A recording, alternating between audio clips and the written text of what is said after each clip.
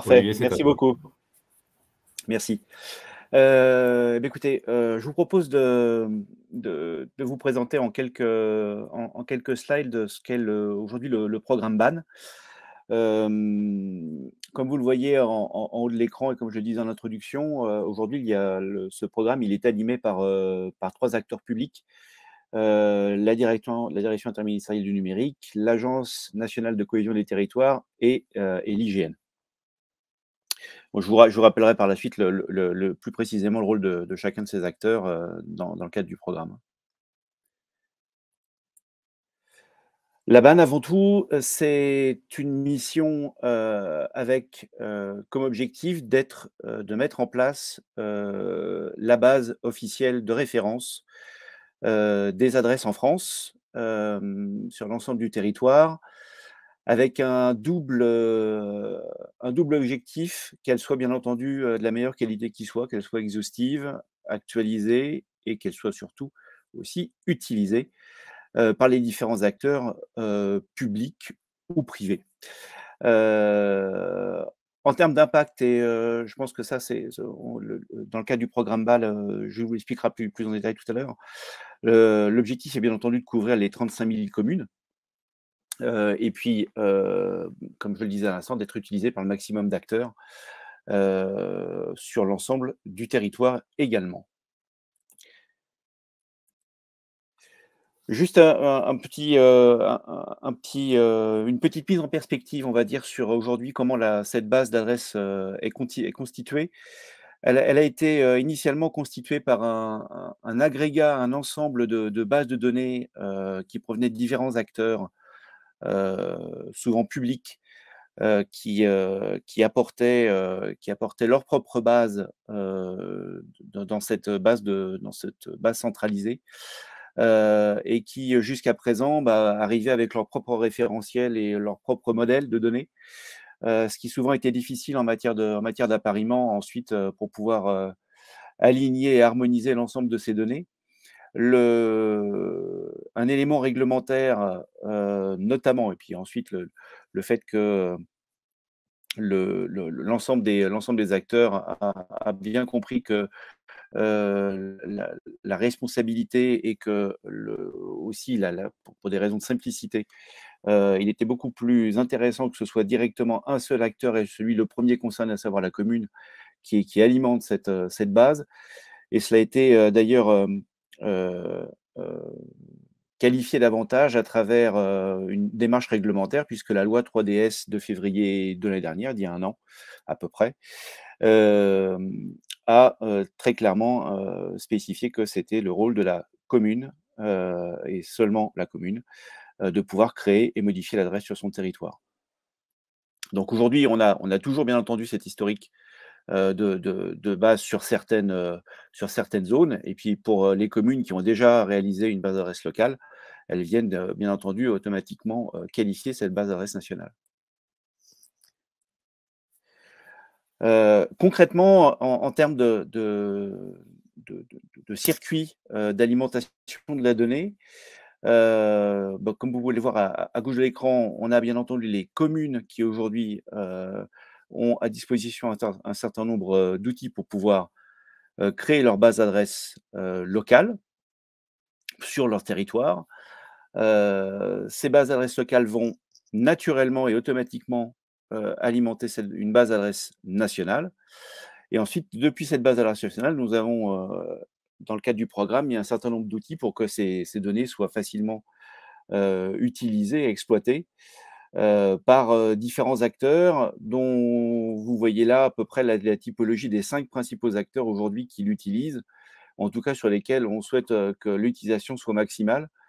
Bien entendu en premier lieu les administrations, les services publics, les acteurs de la livraison, les acteurs du secours, j'entends par là ce qui va être, les services de, SAMU, pompiers, police, les acteurs de réseau, que ce soit les réseaux, d'énergie, d'eau, télécom et puis enfin les acteurs du GPS, les acteurs de la navigation.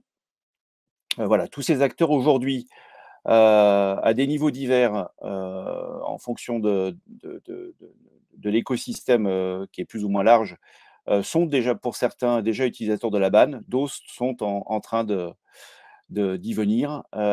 Dernier élément extrêmement important, c'est un des chantiers que nous avons, que le programme a pour 2023, c'est de mettre en place, parce qu'on s'est rendu compte que, en tout cas pour un certain nombre d'utilisateurs, et puis également pour un certain nombre de collectivités, c'était un élément important, nous allons mettre en place un outil de signalement qui va permettre justement lorsque un utilisateur constate euh, une différence ou une potentielle anomalie sur les données qu'il traite, de pouvoir envoyer l'information directement au premier concerné, à savoir la commune ou la collectivité qui est en capacité de créer ou modifier l'adresse.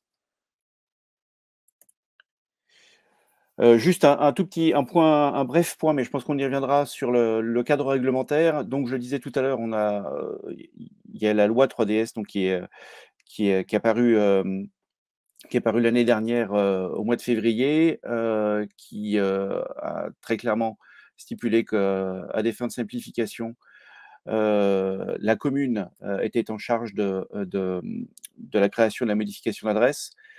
C'est en train d'être, détaillé, dans un décret qui devrait, sortir ce mois-ci, enfin être présenté, pardon, ce mois-ci ou le mois suivant, au Conseil d'État. Hem Et qui devrait donc entériner non seulement le rôle de la commune dans le détail, et également entériner le principe du dites-le-nous une fois, qui permet donc à la commune de ne plus avoir à répondre aux sollicitations de divers acteurs publics ou privés qui lui ont demandé jusqu'à présent de pouvoir communiquer ses créations, modifications d'adresses. Elle n'aurait plus à le faire qu'à travers les outils mis à disposition par le programme BAN, et ensuite, à charge aux utilisateurs d'aller directement sourcer la BAN. C'est vraiment le point le plus important un des points les plus importants du décret du décret d'application. Donc vraiment les communes sont vraiment au centre du dispositif. Hem Et comme je vous disais, à travers la feuille de route, qui est entamée cette année, nous avons 2 sujets principaux: la mise en place d'un identifiant unique afin de pouvoir, faciliter l'interconnexion de la BAN avec d'autres référentiels de données. Et le deuxième point, c'est les outils de signalement. Juste à titre d'exemple, quelques utilisateurs, si vous allez aujourd'hui sur le site, adresse.data.gouv, Heu, quelques utilisateurs sont présentés. C'est pas du tout l'exhaustivité, bien entendu, mais en tout cas, ça donne également une photo des quelques utilisateurs qui étaient présentés tout à l'heure sur la slide, sur le cycle de vie de la donnée. En termes de typologie d'acteurs, c'est varié, c'est très, très varié, sachant que ces acteurs aujourd'hui ont principalement 2 moyens aujourd'hui d'utiliser la donnée, soit de récupérer directement des fichiers, soit d'utiliser les API que nous avons mis à leur disposition.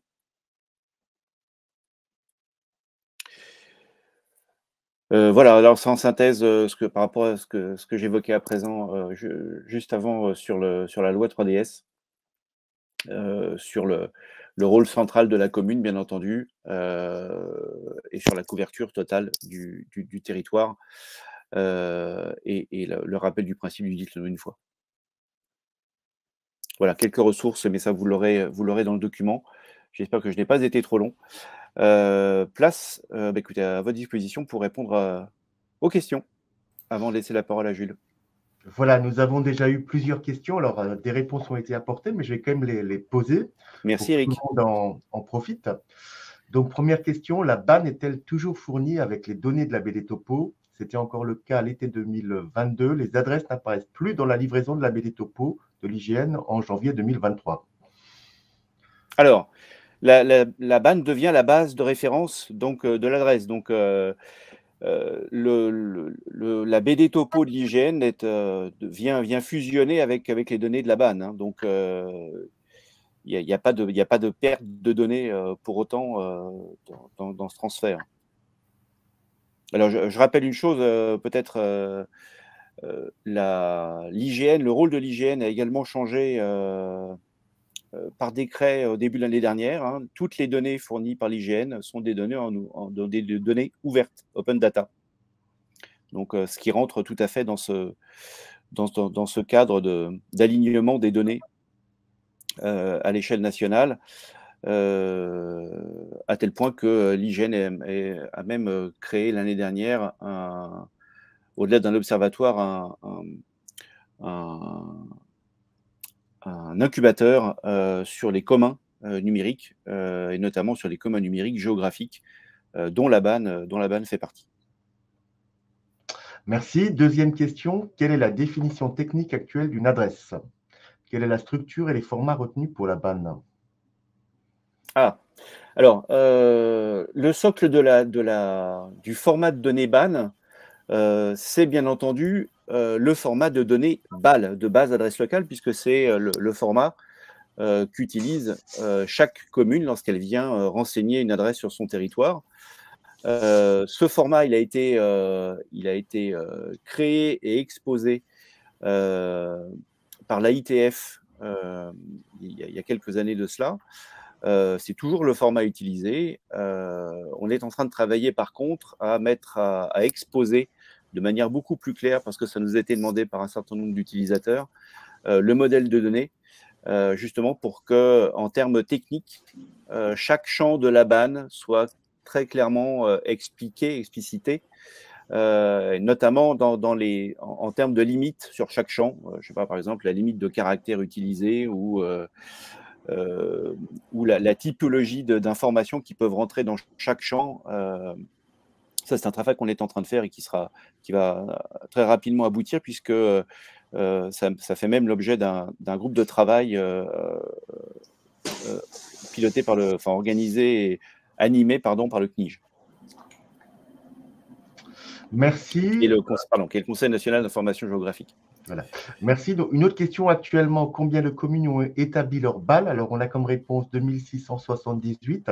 Alors, peut-être préciser un peu la dynamique. Voilà comment, qu'est-ce qui se passe pour les autres? Quelles conséquences c'est de ne pas avoir de BAL et quelle est la dynamique en cours? Je montrerai une petite alors, oui, carte. Jules pourra rentrer dans ce détail-là, mais on n'est pas du tout à 2000. Hein, 10 600. Ah, 10 000, oui. D'accord. Pardon, j'avais mal entendu. On est en termes de population couverte, on est à peu près à 45% de la population couverte. Donc, pour un programme qui a débuté de ce point de vue-là, Jules, arrête-moi si je me trompe, il y a à peu près 18 mois. C'est à peu près ça. Alors, c'est un peu plus vieux, le format BAL est plus ancien. Les premières, en fait, au début, c'est plutôt des grandes villes qui avaient commencé à publier des BAL il y a déjà plusieurs années.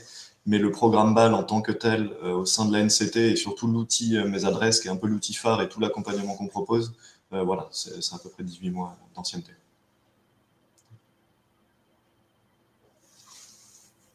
Voilà, il y a une question alors sur un témoignage qui est publié sur datagouv.fr où quelqu'un visiblement prend son vélo pour vérifier les adresses. Et la question, c'est: un élu devrait avoir connaissance des adresses attribuées dans sa commune sans avoir à les vérifier sur le terrain. Je me trompe? Alors, est-ce qu'on pardon. Non, vas-y Olivier. On parle bien de la certification des adresses. Alors, oui, je pense que c'est pour la création de la BAL. Disons qu'il faut que la base adresse locale, comme ça devient la seule source finalement des adresses dans la BAN, bien évidemment, il faut que ce soit conforme avec la réalité du terrain. Tout à fait. Et c'est vrai que dans les faits, en fait, ça dépend beaucoup de la taille de la commune et aussi peut-être de l'ancienneté de l'élu sur cette commune. C'est vrai que sur les grosses communes, dans les faits, c'est assez compliqué de connaître vraiment toutes les adresses, quoi. Donc le vélo, pourquoi pas. Après, c'est vrai que les outils qu'on propose avec la vue aérienne, par exemple, permet de voir s'il y a des adresses sans forcément se déplacer sur le terrain. Mais voilà, moi je connais l'exemple de secrétaires de mairie, par exemple, qui travaillent sur plusieurs communes.